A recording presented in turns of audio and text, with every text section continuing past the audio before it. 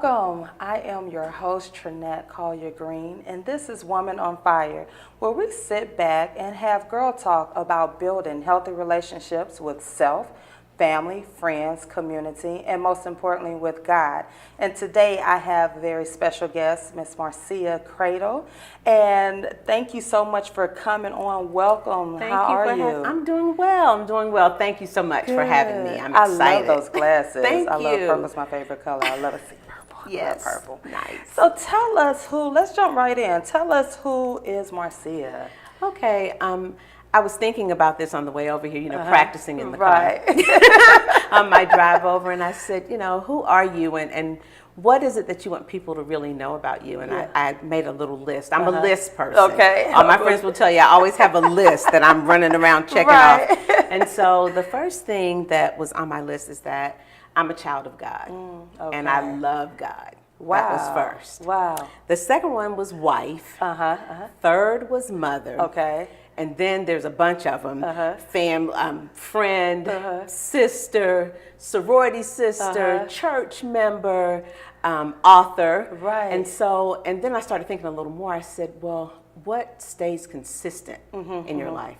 And those first three are the only three that stay consistent. Really? And they stay in that order. Really? God, wife, mother. And the rest of them, they change. Right, Sometimes right. stuff comes up and I'm like, I can't be that right now. But the first three always stay the same. Really? So Yes. you wear many hats like most women do. Yes. But I like Yes. what you said, those three stay consistent. Yes. Tell us how is that? Because I know I struggled with that. And I mentioned that in my book where I was battling because I didn't really know who I was. And I was flip-flopping. God was always somewhere in there because I didn't know. But you said you were consistent. How is that?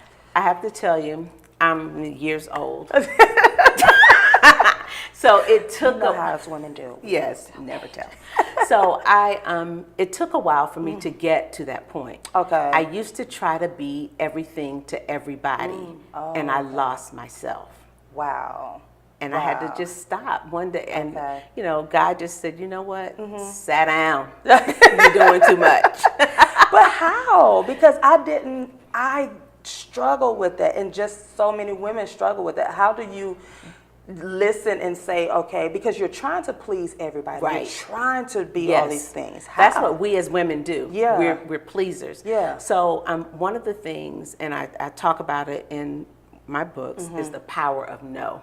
Okay. The power of no. That's and what I'm so learning. the other thing is the list. And I Okay. know it seems a little bit OCD, and Yeah. it is a little bit. I'm But when guilty. you have the list, Yeah. you have to look at that list and say, first of all, how do I fit in my time with God? He's going to get his time. Right. Y'all might not eat. Might not take the clothes to the cleaners. Right. You might be late getting to that event you have to go to. Yeah. But he's going to get his time. And I always, like I said, I make these lists. And that's how I keep it together, is through looking at those. And then sometimes I use sticky notes for my list. I love sticky notes. Yes, Yeah, and I have them in all colors, sizes. Oh. And You get the Post-its, Ooh. Yeah, yes. I love them. Me too. Sorry, y'all. I love office supplies. Yes. Sorry. But, and so I move them. Okay. And the other thing I like about them is when I do get something done, I can throw it away and I'm done. Wow. And that took a while to get to that point. Okay, so it didn't happen overnight. It did not. So don't put the pressure on. Don't put the pressure on yourself. When you get to Okay. be you're years old, it'll work better. Okay. But don't put the pressure on yourself. And then there will be some things that stay on that list a really long time. Really? And that's okay. That's okay. So you're saying it's okay? Yes. Okay. Yes, it's definitely okay. If you don't, what's going to happen is you're going to burn out. And that's what happened to me, that I got so burnt out that I wasn't any good to myself or anybody else. So you have to just be okay with saying no. Because people know that you get things done. So they're going to ask you. They're going to say, oh, she'll get it done. I can give her this. Yeah. That's a really nice project, but I can't do it. It just flows like that now with you. When you Yes. Women, I am sitting here talking to Miss Marcia Credle, and she just, I mean, that's something I'm struggling with, is saying no and prioritizing that list, because I like the fact that you're saying you're keeping it consistent and God is first. Always. Because that was before, it's like, okay, well, I'll say a little prayer here, I'll go to, and I never give him that time that he needs, but I've given it to everyone else. Exactly. So take us, how did you get to this point? Take us to that testimony, that journey to this point. A couple of things happened, a couple of major events. One of them was a really, really bad relationship. Okay. And I was involved with this young man, and I was so into him that I let everything else go. And then eventually I noticed that he started pulling me from everything else. Okay. Because I've always, and I know we say this all the time, but I grew up in the church. Yep. Okay. I told y'all. I grew up. I grew up in the church. We had morning service, afternoon service, evening service, and if they needed to, a night service.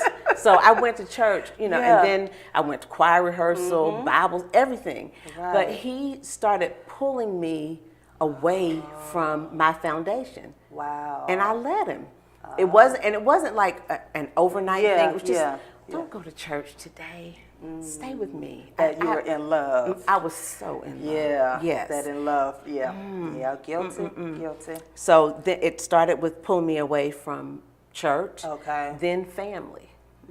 Why they don't want to see us happy. They don't want us to be together. Your family or them church people. that guilty talk. That guilt talk. And so just kept pulling me away from everything that my foundation was built on, to the point that it even became physical. Really? Now you're a church. You got this foundation. And you didn't see any of that. None of it. Because you were in love. I had on blinders, and I mean the big kind like they put on a Clydesdale horse blinders. Like most of us. Yeah, and I just did not see it. Okay. But I'm really thankful that and it only happened once, but it only takes once. That's it. You're right. It only takes one time, and I cannot stress that enough. Yes. It only takes one time. Amen. And what I did after it happened, well, I have to tell a little bit of a funny story. So when it happened, I'm like, I'm gonna kill him. I'm just being real. Keep it honest. I'm going to be real. Yes. I said, if he closes his eyes tonight, he going to close them for good. God was watching out for both of us because he would not go to sleep. Really? So you already had this plan, because again, as a scorned woman, as a woman that's tired, and even as a Christian woman, and many people don't think Christian women don't get mad or whatnot, but it's like, wait a minute, right? Because number one, you didn't embarrass me, you done took me away from folks in the church, and what I know, and now it's like, so you made up in your mind that you were gonna let them have it. You gonna take for good for the very last time. And I just good all the time. And I tell people, I said, my mother had to have been praying. Yeah. My father. Yeah. My siblings. My church. And I know that. And later they told me that they saw things. Really. And tried to tell me things, but I just would not hear it because I was out of order. Wow. I was out of order. We don't like to hear about that. I was out of order. We were out of order. We have to admit that.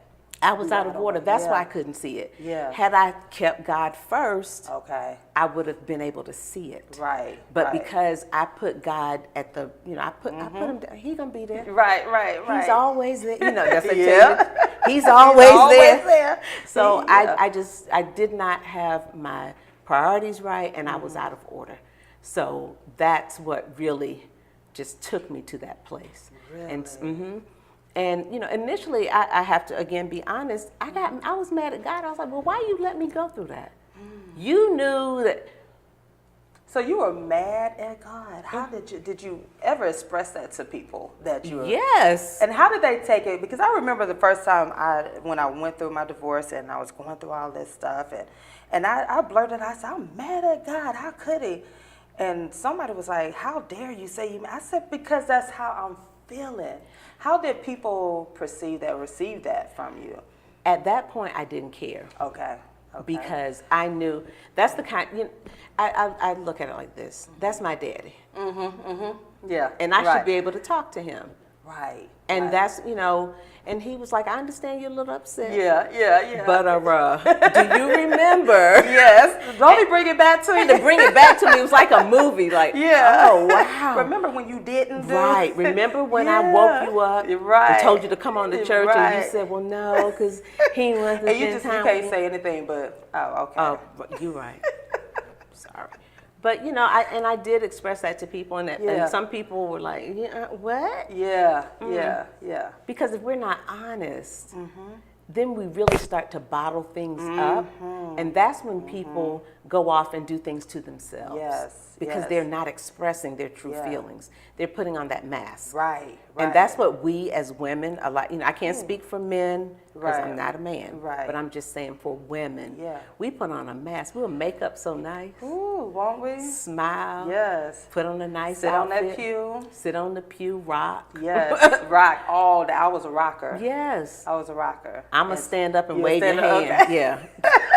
I was that rocker. But you're right. From head to toe, we got it going on. Sharp. But inside, we raggedy. Burning. Ooh, we mad. We thinking. We're not even thinking about God while we're in church. We're thinking about revenge. We're thinking about why this happened. We're thinking about everything else. And, I deserve better. Yeah. That shouldn't happen to me. Yeah. Don't you know who I am? Yeah. We do that. And so I thank God that He will never, ever leave us.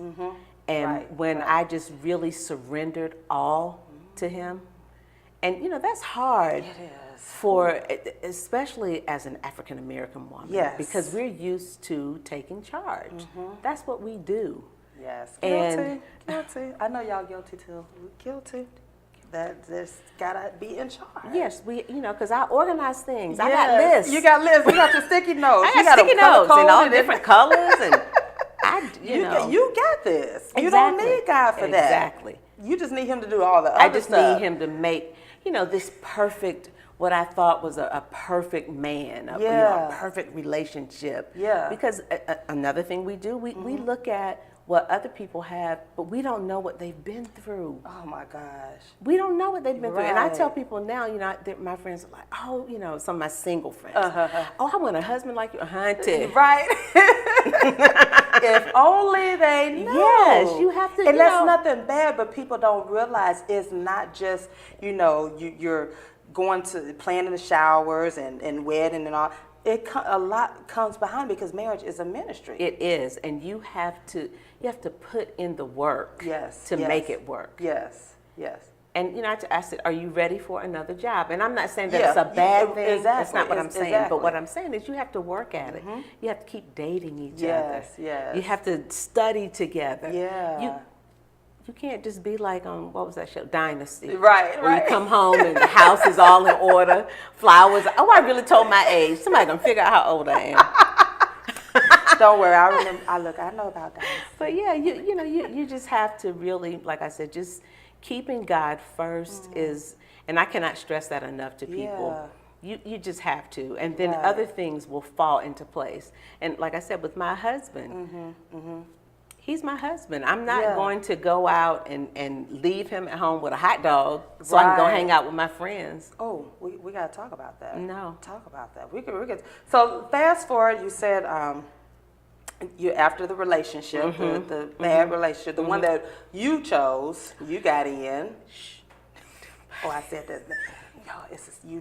We do that. Yes, and that's what happened because I literally picked him out.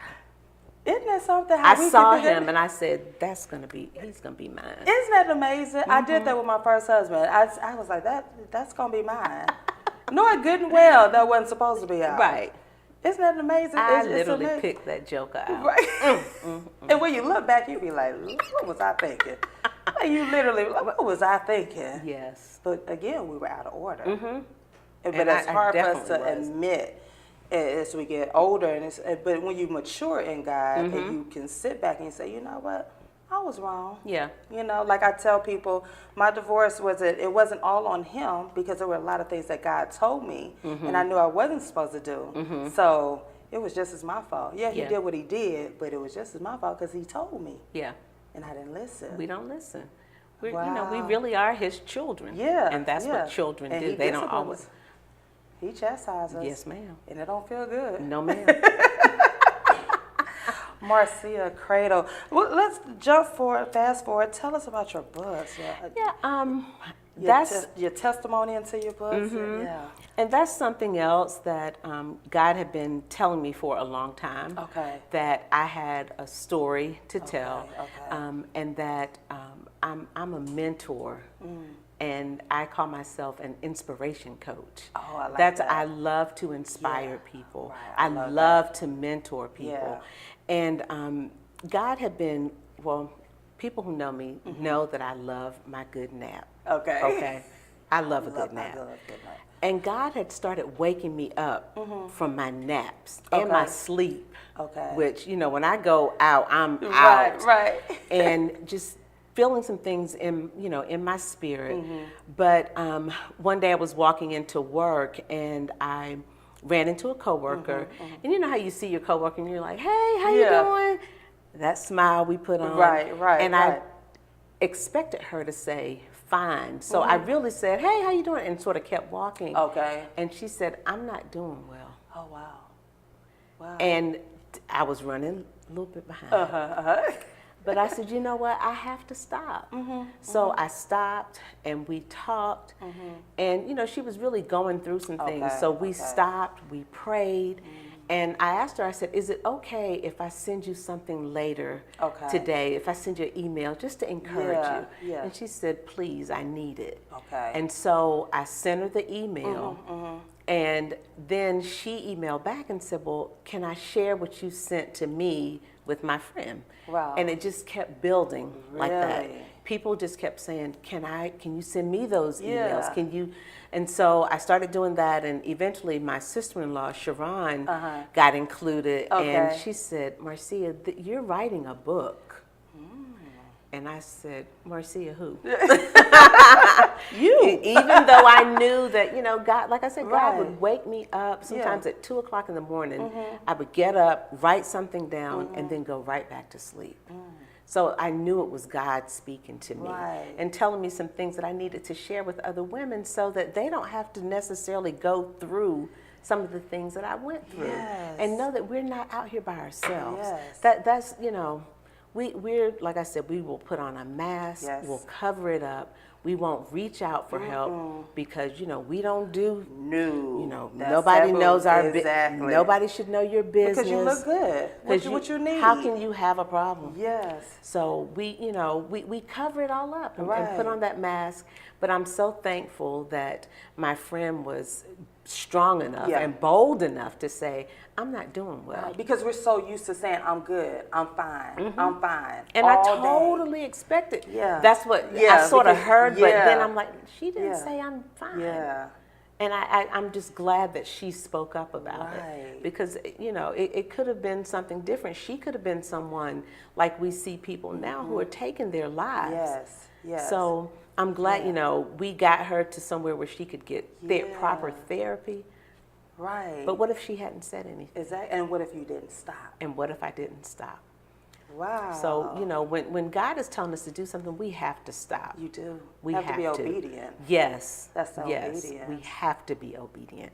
So that's how, I started the first book, and then the second one was What's the title of your first book? The first one is 60 Days of Inspiration, Encouragement, and Empowerment for Women. I am my sister's keeper. Wow. And, it's just saying we owe it to our sisters to support them. Not talk about them. We got to stop that. We do. We got to stop that. We got to stop that, well, if I was her, I wouldn't. You know what? I tell people all the time, why do we do that? Because you don't... I don't get that. And you know what I tell people? People saying, oh, if that was my man, honey, you don't know what you put up with. Right. Exactly. So don't put another woman down. Just listen sometimes. You don't have to without judgment. Without judging them. Just listen and see what they have to say. And then, and then don't go and tell everybody you run into, girl, be on the phone Marcia, honey, she might look good, but be on the phone in the next minute. Can't wait to tell your business. Don't do that. Right. Don't do that. You shouldn't be doing that. We're sisters, and we have to be there to support each other. If we don't, that's why we have these reality shows that have people, you know, it makes it look like we as African American women cannot be friends, and that's not true.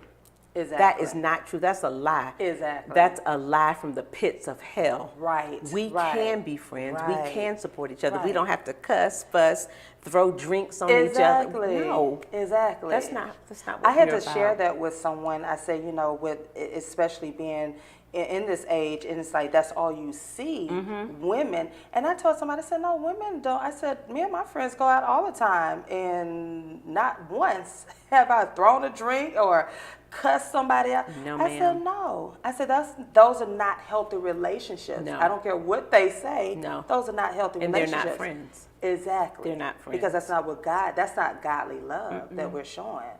So by you showing godly love, you are your sister's keeper. Yes, you definitely are your sister's keeper. Wow. And then the second one is the battle is not yours, it's ours. And it's because that one was because, again, we have people out here fighting by themselves. And they shouldn't be. We should be fighting for each other, and with, you know, we're out there supporting, fighting for what we know God has for us. How do you do that in this day and age? How do you do that? Be honest. Okay. First of all, you have to be honest. Okay. Be honest with who? Yourself? Yourself Okay. and your friends. Okay. I mean, I have a friend, she's going to get me Tanya Ross Walker, but who will, but she will call me on when I'm wrong. Okay. But it's not like you wrong. It's in love, and I know that. She'll say, you know, sis, that ain't right. Right. That ain't right. Okay. And then I have another friend, Vivian, who is, you know, she's like, well. the very soft one. Yeah, she's like, well. Yeah. But she's so funny. I had, I lost a little weight. Okay. But I had this suit, that was my go-to suit. You know how we do. She came up to me, she said, don't ever wear that again. I said, what's wrong? She said, it's too big. Don't wear that. But only your sister friend can tell you that. Right. Other people will let you walk around looking a hot mess. Yes. And not say a word. So you Right. need people who are going to fight with you. They're going to get in. They're going to get down and dirty. Yeah, And I like that. even when you know if things, because as people, relationships sometimes change. They shift. Yes. Sometimes you need to just be able to voice that to somebody without them saying, "Well, I don't know how much longer they're going to last." Yeah. No. You need that honest person, someone who's going to be willing and able to just listen. The battle is not yours, it's ours.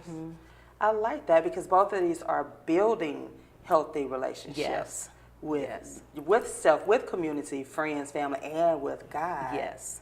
Wow. Who's always at the top. At the top of that list, that consistent. Just keep it consistent. If you're married, after God comes your husband. Okay, so talk about that a little bit. Tell us, because you know this is my second go round. But you're newlywed. Yes, and I was determined because that was my problem the first time. Like I said, I was, you know, God was somewhere in there, but it was always my ex-husband, my family, my friends, my work, everything else, and then came God. But as long as I was in church and in the choir and doing all this doing everything that they wanted you to do. I thought I was good with God. But you were out of order with God. I was. So the thing that I'm going to tell you, the power of no, we need to make some T-shirts. Yes. The power of no. The power of no. The power of no. And when people are asking you to do things, and they laugh at me because I've been married now, it'll be 24 years. Really, congratulations. Yes, thank you. Wow. Let me talk to my husband. Okay. When they ask me to do, I don't ever say yes without talking to my husband. Okay. Okay. I'm learning, ladies. I'm learning. Because they all know, all my friends, they know on this second go round, I said, I'm learning. I'm taking in advice because I let go of that independent woman, Kate. I did let that go. And I remember my male friends, they told me, Trinette, this time, let the man be the man and you follow. Yes, ma'am. So I had to just, okay. Sometimes girl, you gotta just look out the window. Right. Just see what you can see. I love him, but some stuff I'm just like, Lord, you sure you want me to follow? And God's like, yes. Yes, and the Let other him. thing is communicate with him. Okay. And I'm going to tell this.